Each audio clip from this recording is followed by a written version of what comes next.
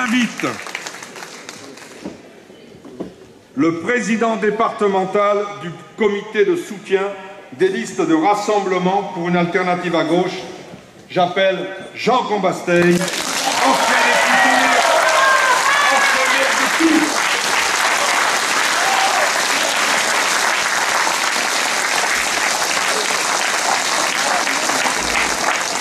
De cette volonté de refus et de résistance qu'est né notre rassemblement.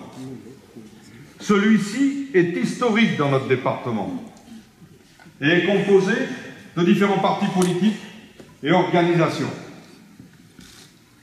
Le Parti communiste français, le Parti de gauche, Ensemble, Europe Écologie Les Verts et Nouvelle Donne, auxquels se sont joints des citoyennes et des citoyens issus du monde syndical, culturel, sportif et de la société civile. Vous êtes, je pense, tous convaincus qu'il s'agit là d'un événement politique de grande ampleur, d'une grande nouveauté, et j'en suis convaincu, porteur aussi d'une grande espérance. L'ensemble des composantes politiques contractantes a qualifié ce rassemblement d'historique. Bien sûr, il ne faut pas faire injure à l'histoire, mais en l'occurrence, je crois profondément que ce qualificatif n'est pas surfait. Le mouvement est naissant, encore fragile, mais il montre une voie nouvelle pour échapper à l'idéologie dominante et envahissante. Celle du libéralisme, celle de la mondialisation, de la financiarisation. Chers amis, une obligation s'impose. Il est vital que le maximum de nos candidats puissent être présents dans cette nouvelle Assemblée. Ils y seront les seuls à exiger la fin des pratiques austéritaires encore renforcées par le gouvernement Valls. Ils y seront les seuls, car la droite corrézienne, comme la droite nationale, qu'elle soit républicaine ou non, en veut encore plus.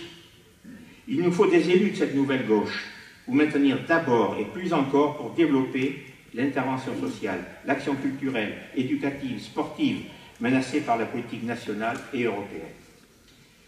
Une présence insuffisante de nos candidats signifierait au mieux une allégeance totale aux politiques de l'État, d'austérité, de recul du droit social, au pire à une accentuation locale de ces mêmes politiques.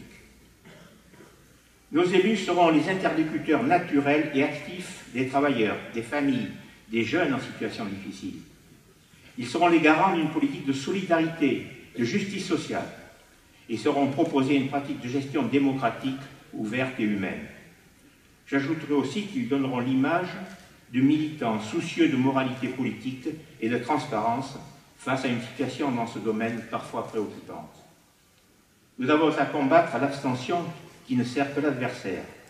En votant pour nos listes de rassemblement, pour une alternative à gauche, les électrices et les électeurs diront clairement leur rejet des politiques d'austérité conduites par le gouvernement s'appuyant sur le Parti socialiste. Ils refuseront le renforcement de la droite départementale qui rêve d'un retour majoritaire. Ils opteront pour une véritable alternative à gauche. Je vous remercie. Bien, merci Jean. Et maintenant, la parole à Jacques Couteau pour Europe Écologie Les Verts.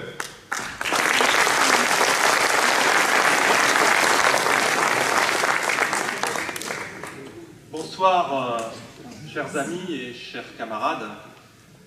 Je suis très heureux de soutenir ce rassemblement pour une alternative à gauche, parce que c'est un rassemblement qui a de l'allure et qui a fière allure.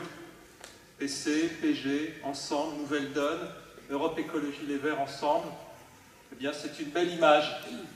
C'est une image qui a un sens politiquement. Et la question que certains pourraient se poser, mais c'est pourquoi les écologistes soutiennent ce rassemblement. Ils ne le soutiennent pas d'ailleurs, ils en font partie, ils en sont partie intégrante. Eh bien parce que les écologistes ont conscience que aujourd'hui l'écologie est profondément de gauche, dans le sens où elle s'oppose de la même manière à l'exploitation des ressources naturelles et des ressources humaines qui sont générées par le même moteur la recherche du profit maximum et l'accumulation du capital. Bravo. Et cette prise de conscience qui nous fait dire que oui, l'écologie est de gauche, et oui, si elle est de gauche, elle doit se battre d'abord contre les inégalités, et pour l'humain d'abord, pour sa santé, et donc pour agir aussi pour une agriculture paysanne qui respecte l'homme, les paysages et produit une alimentation de qualité. Alors, malgré ces discours écologistes, vous l'avez compris, ce gouvernement nous a particulièrement déçus, surtout dans la période où il assouplit toutes les règles qui permettraient justement d'avoir des politiques publiques qui préservent l'environnement et les êtres humains, parce que l'environnement, c'est l'être humain, d'abord l'être humain au milieu. Alors, nous ne faisons pas non plus, bien sûr, et peut-être encore bien moins, confiance à la droite, à l'UMP. On l'a vu à l'œuvre, Sarkozy a laissé les pires souvenirs, et d'ailleurs, comme beaucoup d'entre vous, eh bien, moi en mai 2012, j'ai pas voté vraiment pour Hollande, j'ai surtout voté contre Sarkozy, et le retour, quelle horreur, on ne peut vraiment pas lui faire confiance, donc commençons au départemental à faire comprendre à l'UMP que l'on n'en veut pas, et bien sûr, l'extrême droite est un danger, l'extrême droite démagogique dont les candidats n'hésitent pas à tenir des propos racistes, complètement anti-républicains, qui tombent sous le coup de la loi, et cela, c'est vraiment à eux que nous devons faire barrage, bien entendu. Alors, oui, il faut sanctionner le PS le 22 mars, mais pas en allant à la pêche, en allant se rendre dans l'isoloir, parce que notre plus grand adversaire aujourd'hui, c'est ni le FN, ni l'UMP, ni le PS, c'est d'abord l'abstention. Donc il faut appeler autour de nous à voter, parce que voter, c'est dire qu'il y a une alternative possible à gauche, et c'est celle qui est incarnée ici, aujourd'hui, à Brive, et dont nous pouvons être très fiers. Alors, je vous invite le 22 mars à porter dans l'urne un vote d'espoir, le vote d'une gauche retrouvée, qui avance sur ses deux pieds, l'écologique et le social. Merci pour votre attention.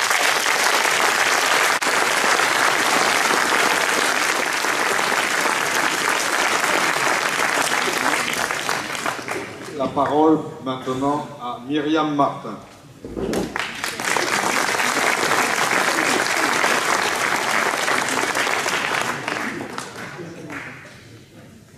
Bonsoir à toutes et à tous, chers camarades. Je suis contente de revenir à Brive, parce qu'on s'était vu il y a peut-être un petit peu moins de 12 ans. C'était pour la campagne anti-austérité du Front de Gauche, si je me souviens bien. Et on est là aussi pour reparler effectivement d'une campagne électorale, mais où la question de l'austérité, bien sûr, est au centre des préoccupations. Alors je suis là pour soutenir tous les candidats, pas les candidats uniquement d'ensemble, mais tous les candidats qui se sont rassemblés dans ce rassemblement pour une alternative à gauche en Corrèze. Et c'est un rassemblement pour moi effectivement qui montre l'exemple. Celui de la démarche qui consiste aujourd'hui à rassembler à gauche d'un parti socialiste libéral, plus nécessaire d'en faire malheureusement la démonstration, tous ceux et toutes celles qui refusent l'austérité et qui veulent œuvrer aujourd'hui à la construction d'une alternative politique. Alors c'est vrai que ça commence par ce rassemblement ici, par ces élections du 22 mars, mais ça devra se poursuivre. Parce qu'il y a urgence. Alors je sais, à chaque fois qu'on a un meeting ou qu'on a une réunion publique, à Brive ou ailleurs, on vous dit ça. Il y a urgence. Mais c'est vrai aussi qu'on a raison, parce qu'au fur et à mesure que les semaines passent, que les mois s'écoulent, eh bien, on a raison de dire qu'il y a urgence, parce que l'urgence, elle est de plus en plus pressante. Parce que l'urgence, elle est sociale, elle est écologique, comme ça vient d'être dit, elle est aussi démocratique, parce qu'on vit dans une crise, un contexte de crise qui est terrible et qu'il faut bien sûr affronter de manière courageuse et déterminée. Alors, aujourd'hui, on nous dit qu'il y a urgence. Manuel Valls nous dit qu'il a peur. Il a peur du Front National. Bien, à qui la faute? À sa politique. À celle de François Hollande. À celle de ce gouvernement libéral qui n'a mis en place que des politiques aujourd'hui conformes aux exigences européenne, des politiques donc austéritaires. Il faut soutenir nos candidats et nos candidates le 22 mars prochain. Mais nous rassembler ceux et celles qui ne veulent plus de ces politiques actuelles et qui veulent un autre projet porteur d'espoir pour nos millions de concitoyens qui souffrent aujourd'hui et qui sont déçus et désespérés. C'est ce que nous essayons de faire depuis plusieurs mois aujourd'hui, maintenant avec les chantiers d'espoir, qui rassemblent pour le moment des acteurs du mouvement social, des syndicalistes, des organisations du Front de Gauche et Europe Écologie Les Verts, et j'espère bien d'autres dans un avenir proche. Les chantiers d'espoir, c'est surtout une démarche commune qui a comme objectif de mettre en mouvement les hommes et les femmes de ce pays, de travailler à l'élaboration commune d'un programme répondant à l'urgence du moment, certes, mais aussi qui permettrait de travailler enfin à la refondation d'un projet émancipateur pour le XXIe siècle. Ces chantiers d'espoir qui, nous le souhaitons et nous agissons dans ce sens, doivent être déclinés à l'échelle locale, sont essentiels quand la situation est grave. Le chemin est étroit, les ornières que nous devons éviter sont nombreuses, et pour filer la métaphore jusqu'au bout, le chemin risque d'être long, tortueux et sans doute que la pente est rude. Mais nous n'avons pas le droit d'échouer. On ne peut pas laisser offrir comme perspective à notre camp social le choix entre le libéralisme et ses politiques austéritaires, qu'elles soient menées par le PS ou par la droite, et le Front National.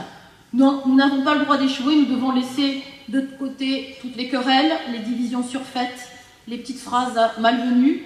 Bien sûr qu'il y a des débats à mener sur la société que nous voulons construire, sur la place de l'écologie par exemple, dans la refonte d'un projet émancipateur.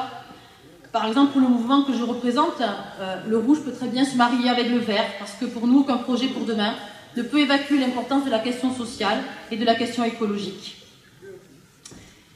Mais il n'y a aucun donc problème pour discuter et poursuivre donc ces discussions et construire ensemble. Et d'ailleurs, ces dimensions sont portées dans l'appel des chantiers d'espoir. Nous n'avons donc pas le choix, nous devons réussir, reconstruire l'espoir, retrouver le chemin d'une gauche de combat. Podemos, comme disent nos camarades espagnols, nous le pouvons si aussi nous le voulons. Là où il y a une volonté, il y a un chemin. Merci à tous. Vous êtes dans un département que tout le monde va regarder. Donc oui, vous avez le droit de provoquer une surprise. Vous savez, c'est comme les dentifrices, on nous vend toujours des dentifrices qui sont double effet. Ça protège les caries et ça fait de la laine fraîche. Eh bien, vous, votre vote, il y aura un double effet. Si vous votez pour les Amis du Rassemblement, vous allez améliorer la vie quotidienne des Corréziens et des Corréziennes et vous allez envoyer un signal politique au niveau national. Parce que j'en ai marre de ceux qui nous disent qu'en 2017, on aura le choix entre l'UMP et le FN. Ça devient insupportable. Il est fondamental de reconstruire l'espoir. Il est fondamental de montrer qu'il y a une alternative, que la justice sociale est possible.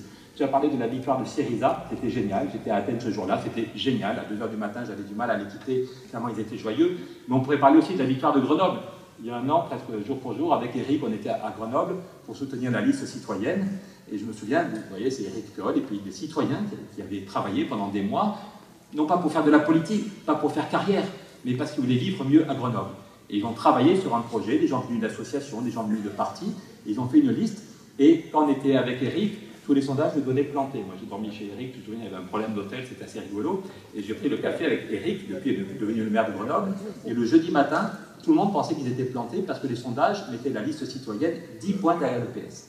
D'après les sondages, la liste du Rassemblement citoyen, comme ce soir, exactement le même contour, ou presque, et encore ce soir c'est encore plus large, ils étaient 10 points derrière le PS, ils étaient plantés. Mais ce n'est pas les sondages qui font une élection.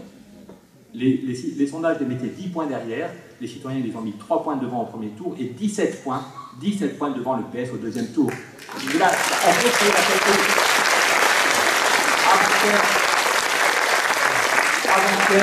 Avant-hier, j'étais à Dunkerque. Pareil, il y en a qui en avaient marre du PS, il y en a qui en avaient marre d'Europe Écologie, il y en a qui étaient dans une vie associative mais qui pensaient qu'il fallait aussi aller en politique. Ils ont fait un rassemblement de citoyens.